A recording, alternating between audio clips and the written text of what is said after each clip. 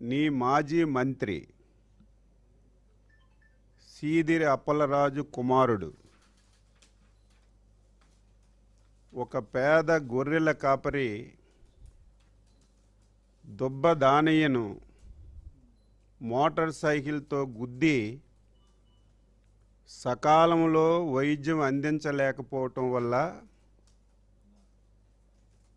చనిపోయిన విషయం రాష్ట్రంలో ఈ మధ్యకాలంలో చర్చనీయాంశమైంది.